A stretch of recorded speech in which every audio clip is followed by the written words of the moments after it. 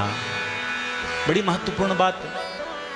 बोले किसको पहचाने कौन असली संत कौन है नकली संत? अब तो लाल सफेद वस्त्र धारण करके लंबी जटाजूट धारण करके हमको मिलते रहते संत। असली साधु कौन नकली साधु कौन कैसे पता लगेगा? नकली को असली समझ दिया तब भी घाटा, नकली को असली समझ दिया तब भी घाटा। बेटा सच्चा साधु कौन है कैसे पता चले? बोले माँ जो सच्चे साधु होते हैं ना उनमें 5 चीजें होती है, 5 आभूषणों को वो धारण करते हैं।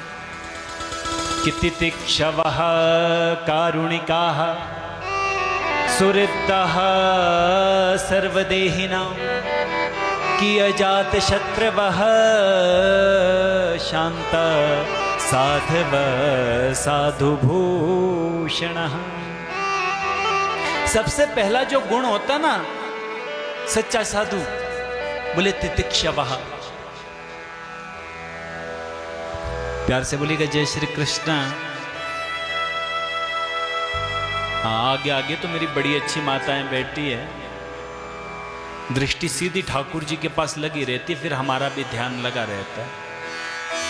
कुछ एक माताओं का थोड़ा ध्यान भंग हो जाता है जब आपकी दृष्टि उधर उधर चली जाती है ना महाराज जी, हमारी जो ये कथा की तार है ये भी टूट जाती है। प्यार से बोलिएगा जय श्री कृष्ण। सामने कॉपी हमने जरूर रखी है लेकिन इसमें कथा नहीं लिखी, इसमें तो श्लोक ही लिखे और कथा बुलाने वाले तो आप सब हैं। जब आपकी तार यहां से टूट जाती है ना तो हमारी उधर से टूट जाती है। इसलिए अपना ध्यान आपने बस आगे रखना। ये संसार के प्रपंच चलते रहेंगे, हम नहीं थे तब भी चल रहे थे, हम हैं अब भी चले हैं, जब हम नहीं रहेंगे ना फिर भी चलते रहेंगे महाराज। इन प्रपंचों में फंसने की आवश्यकता नहीं। जिनका तो ध्यान कथा में लग रहा है वो तो सौभाग्यशाली है, वो तो ध्यान आगे रखिए। लेकिन जिनका कथा में मन ना लग रहा हो वो एक काम करो। ये हमारे जो पंडित जी है ना ये हमको बता रहे थे महाराज जी जो आपने ये मूछें रखी है ना एक थोड़ी मोटी रह गई एक थोड़ी पतली रह गई। तो जिनका कथा में ध्यान नहीं वो थोड़ा मूछों पे ध्यान रखना, कौन सी मोटी है कौन सी पतली। जब कथा पूरी हो जाएगी ना उसके बाद में आपने बताना कि ये वाली मोटी ये वाली पतली। प्यार से बोलिएगा जय श्री कृष्णा। बस ध्यान आगे बना रहे ये प्रयास कीजिएगा। साधुओं के भूषण कैसे पहचाने ये सच्चा साधु है कि झूठा? बोले पहली चीज होती है तितिक्षवः।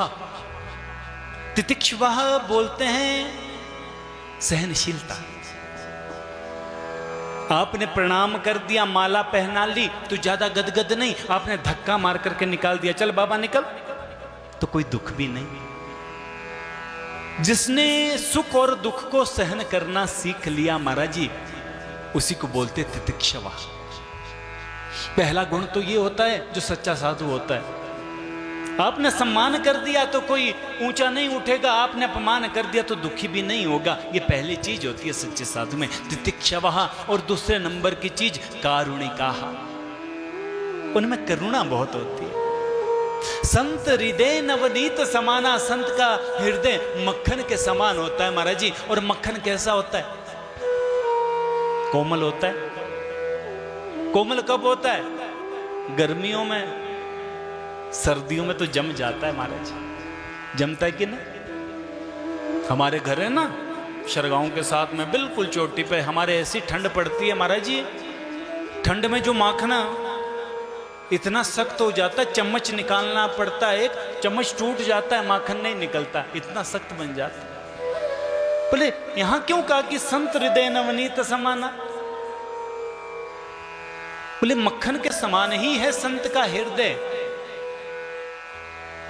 जब वो दुखी जीवों को देखता है तो उस दुख से उसका हृदय भी द्रवित हो जाता है। जैसे अग्नि में हम रख दें ना अग्नि पर माखन को, वो द्रवीभूत हो जाता है, पिघलना शुरू हो जाता है। वैसे जो दुखी जन है उनको देख करके संत का हृदय भी पिघलना शुरू हो जाता है।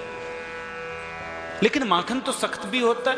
बोले हाँ, जब विषय विकार संत के सामने आ जाते हैं ना, तो उन विषय विकारों को देख करके बिल्कुल सर्दी में जैसे माखन कठोर हो जाता है, वैसा ही उनका हृदय भी कठोर हो जाता है। संत हृदय नवनीत समान,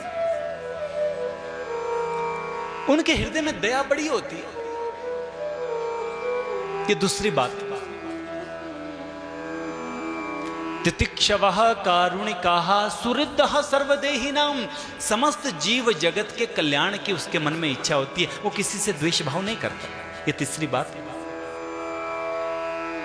जितना प्रेम वो आपसे करता है ना, एक कुत्ते से भी उतना ही वो प्रेम करता है महाराज जी। वो सब में अपने उस ईश्वर को देखता है और समस्त देहधारियों के प्रति कल्याण का भाव उसके हृदय में होता है। ये तीन चीजें, सुहृदः सर्वदेहिनाम और अजात शत्रुवः, उसका कोई संसार में शत्रु होता ही नहीं। किसी ने भला बोल दिया महाराज जी, किसी ने बुरा बोल दिया, कोई बात नहीं, अजात शत्रु। और शांतः, हर एक परिस्थिति में शांत रहता है। ऐसे जो संत है वही स्वस्थ है। स्वस्थ किसको बोलते हैं? बोले स्व में जो स्थित है, अपने में जो स्थित है, इसलिए वो स्वस्थ है। और हम आप सब अस्वस्थ है, क्योंकि हम अपने में स्थित नहीं है, हम संसार में स्थित है महाराज।